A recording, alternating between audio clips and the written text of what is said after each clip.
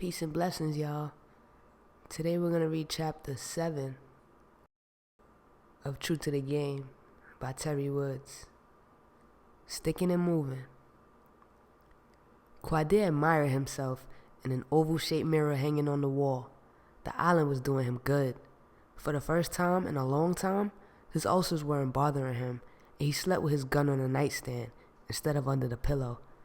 His face had no blemishes, and the island sun gave his skin tone a chocolatey bronze glow. He zipped up his pants and buckled his belt. "Where you think you're going now?" asked Sherelle, as she stood there in the middle of the hotel room with her hands on her hips, butt naked and angry. Quadir looked at her, wondering why she was even there. Why did he bring her along?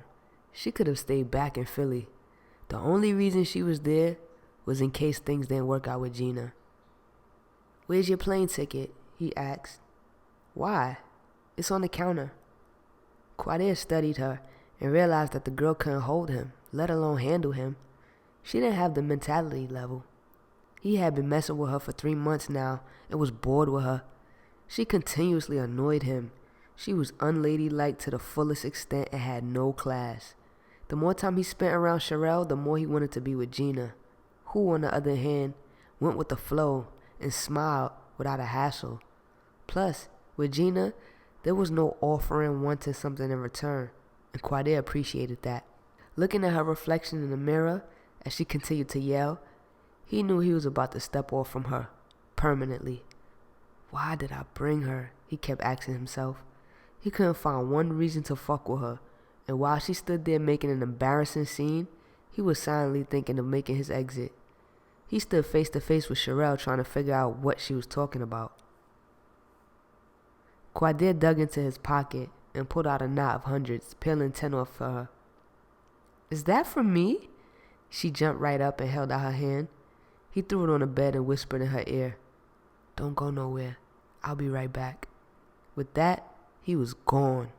Feeling comfortable that she could get back to Philly, he left with no intentions of returning to her. Back at the hotel Gina was in, Quadir headed upstairs on the elevator. He knew he was late. They had dinner reservations at 7:30, and he still had to get dressed. He went into his room, showered, and changed, knocked at the adjoining door to Gina's room, and made his entrance. Gina wrenched her eyes from the mirror to inspect him as he opened the door to her bedroom. "You look so handsome," she said, taking in his Armani raiment. Linen, she thought. Eggshell. It brings out his dick. "You look good too, baby doll," he said, nearing her to give her a hug. "You really look good." His hands traveled the outline of her figure, letting Gina know her power was over him. Smiling ear to ear, she whispered, "You ready?" "I was born ready." Gina grabbed her purse and looked in the mirror at her face one last time. He said he would take her on a cruise ship that sailed out to sea for dinner, and he kept his word. Quadir pulled a knot out of his pocket and put it back in. "Come on," he said, closing the door. They didn't hear the phone ring as they walked to the elevator. The night was a dream. She just knew they belonged on the cover of a magazine. Numerous candles softly glowed, bringing a romantic vibe to the ship. They sat together enjoying live entertainment while waiting for dinner to be served. Quadir reached under the table and put his hand on Gina's leg, prompting her to turn to him. Staring at her, he realized for the first time just how beautiful she was. Her skin had a coppery glow from bathing in the sun all day, and her eyes were a tranquil light brown. He thought of how he was feeling as he moved his hand up her thigh. He was so damn princely, so inviting. How could she stop him? When his hand got to where it was aiming, his intent was to ever so gently touch what would have been her panties, just to see if they were lace. She blushed purple. Where's your... She tried not to let him notice how hard she was breathing, but she couldn't do anything about her eyelids, which were now half at mass with lust. "Oh, I forgot to put some on." "So?" he said, realizing he could have lent her his own breath, which was coming in short pants. "Do you always forget?" He moved his chair a little closer and continued playing. Gina was looking around, hoping that the tablecloth would hide their game from the rest of the patrons. Well, okay, the waiters too. Kwa, where are your table manners? He paid her no mind. Kwa, stop, she pleaded, wet, but wanting to be proper. Of course he paid her no mind and continued until the waiter served dinner. After dinner, some of the other patrons started ballroom dancing. However, neither could see themselves joining in. Quadir took her by the hand and led her to the deck of the ship. Come on, let's look at the water. They could see their ship heading into the dock. The night lights brilliantly reflected off the water. It was breathtaking. The island was beautiful, as were the people. It felt good to be away from Philadelphia. For Gina, to be where she was, and to be in the company she was in, was like a dream come true. I can't believe we are here, she said, squeezing his hand. I can't believe I haven't got to answer my pager. No one has been bugging me. I can sleep. My mom hasn't played one trick on me since I've been here, he said, looking out to the sea. Is it that bad, Kwa? You have no idea what it's like, having people run up to you asking you for money all day long. Gina didn't say anything that would have reflected her jealousy, that he probably did give his money freely. I'm going back inside. As she walked back into the dining room area, Quadir turned to look out at the water. Women, he thought. Bitches, young girls, even old heads. They were all the fuck the same. Confusing as hell. Pushing himself from the rail, he followed her back to the dining room. They walked through the dining room area, up a flight of stairs where the other passengers were waiting to depart from the ship. Feet back on the ground, they took a cab back to the island. The Bahamian musicians were playing on. The hotel lobby was bright, and the patio doors that led to the beach gave them a glimpse of people dancing and partying to the sound of island music. The pool was lit with torches of varying sizes. There were people in the pool, sitting by the pool, dancing by the pool, and running around the pool. It was a rowdy bunch too. A little too rowdy for Kwa, which prompted him to lead her toward the beach. Gina and Quadir sat on the sand smoking a spliff as they watched the ripples of the water bouncing off the moonlight. Each ripple was formed by a tiny wave before crashing on the shore. Thanks for taking me on that ship tonight, she said. It was nice, wasn't it? Yes. I wanted to throw you on that table and fuck the shit out of you, he said, smiling, his boyish but devilish smile. I know that, said Gina. I could tell when your hand was under the table, she said with one eyebrow in the air. I wasn't doing nothing to you. If I was, it would feel like this. He moved gently but swiftly, under the front of her dress, and eagerly directed his hand to the place he wanted it. Tickling her silken leg on the way, and his fingers found the split of silky moistened flesh surrounded by velvet. Kwa, what are you doing? Gina asked, looking around to see if any people were close enough to see. I'm doing exactly what you want me to do, he said very politely. Kwa, stop, she whined. You don't really want me to do that, he said, stopping for a second before he kissed her, his tongue caressing every corner of her mouth, from her top lip to her bottom lip. Kwa kissed her in the mouth like he had never kissed anyone. He took his other hand and held her behind her neck. He was holding her so tight that she couldn't back away. All she could do was submit to him. Come on, he said, pulling her up. Where are we going? She asked, realizing that she had dropped her joint in the sand. Quadir led her closer to the water. Kwa, where are we going? Swimming? Gina, I don't want to swim. He looked so serious, and he was. He took her to a secluded spot off a wooded area near the water. I need you, Gina, he said, pulling her closer to him. Gina pushed back. Quadir, Sahira told me about you. I know you have an entourage of women, and everyone is supposed to be trying to see you. Or don't you know?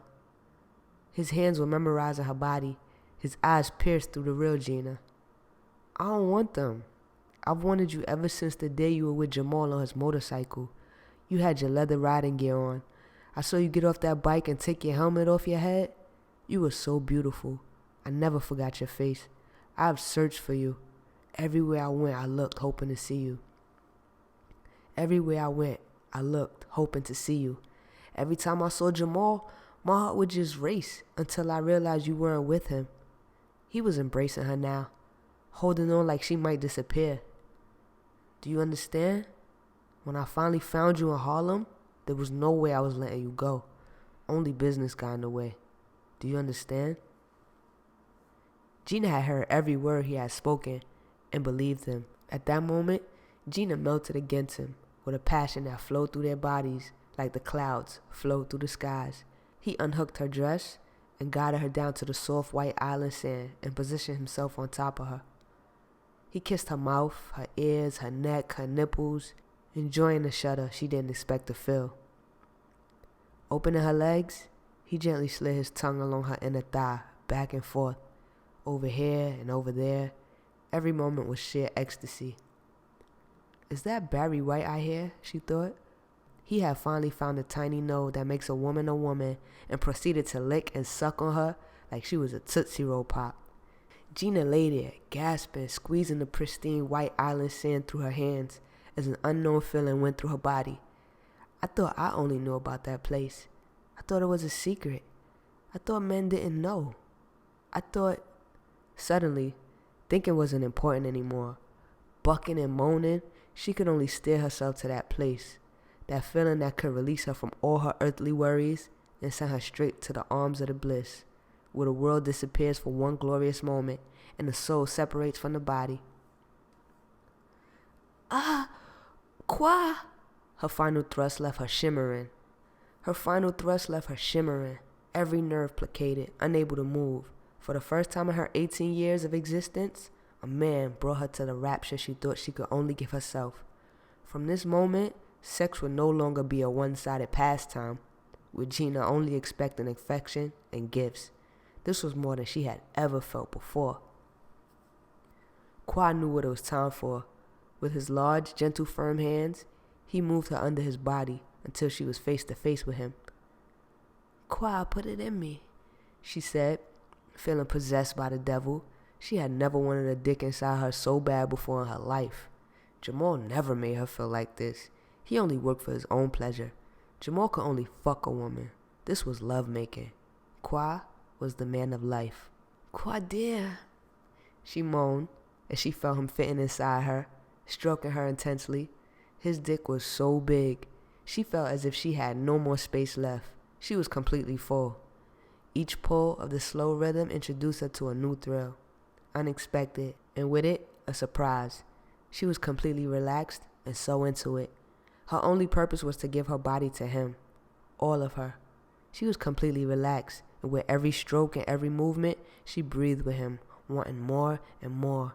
Quadir wrapped her legs in front of his arms, spreading Gina's body completely apart, lifting her from the smooth white sand, while his hardness caressed all the little places that made up her being. She reached up and clamped her hand against his shoulder at arm's length, sliding herself up and down, pulling in breath on the way up, sighing it out on the way down, while he made the gargantuan effort not to discharge a drop, while he watched her succumb to his passion. She commanded him, suddenly, not to move, while her body spasmed. He waited for a moment, his teeth bare in fierce control, until she breathed again, and squeezed him with the muscles she didn't know were that useful. Quad breathed out and began to move. His movements became more urgent. She found her passion mounting again as she watched his need overwhelm him. His arms snaked under her shoulders, then under her buttocks, lifting her as his beautiful black body moved in and out of her, faster and faster, the veins in his neck bulging in effort to go where he'd just taken her. The sounds from his throat became louder, louder, still, until she felt his pent-up fluid rumble through his body, working its way through his shaft into her waiting recesses. His body spasmed, and he spoke her name. Gina. She never knew so much passion and power. It was the moment in time women never forget. Quadir rested his body on hers, not moving. His breathing and pounding heartbeat told her he was still among the living. In another moment, he was kissing her, tiny, loving kisses all over her eyes, her chin, her temple, and between each kiss, meeting her eyes with his. Baby, don't speak, just don't move, he said, nestling his head between her arm and her breast. Gina was exactly what he dreamed. He knew she would be. He knew. His daydreaming was over. He had the real thing now. All the time he spent with other girls, picturing that girl he'd seen on the motorcycle with Jamal, was nothing compared to this. And it had been worth the wait. He finally got up and helped Gina put on her clothes before he got dressed. "Do you think anyone saw us?" Her eyes were darting about, worrying about who'd seen her, or worse, who'd heard her. Her hair was all over the place, and she had that happy I got some smile on her face. "I don't know, but if they did see us, I know they wanted to join in," Kwa said as he rubbed her tiny waist and gave her a hug. "That was the best pussy I ever had in my life," he said, combing her hair down. The brothers definitely did agree that all pussy was not the same. They reached the lobby, and Kwa wanted to check for messages.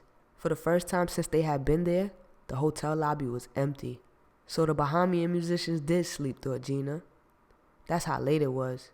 There were no musicians, no tourists, no children running about, just silence, as the hotel staff was getting ready for another day. "What time is it?" Gina asked. 5:23, baby," Kwa said, looking at his diamond bezel Rolex. "I like your watch," said Gina, looking at all the diamonds sparkling from the lobby's track lights. "You do? I'll get you one," he said, shuffling through the messages. "Rasan has called 4 times and Rez has called once." "Call him when we get back in the room." "I will," he said, rubbing her ass, lifting up her dress and playing with her all over again. Suddenly, she thrust her entire body against him, pierced him to the wall, and whispered in his ear, "I want to make you happy." He wanted her to suck his dick. As the elevator stopped at their floor, Gina couldn't wait to get inside her room. Quadir couldn't wait to get off the elevator either. He had to get to the phone. Stay tuned for the next chapter. If you like what you hear, comment. Let me know your thoughts. Criticism is always welcome. Peace.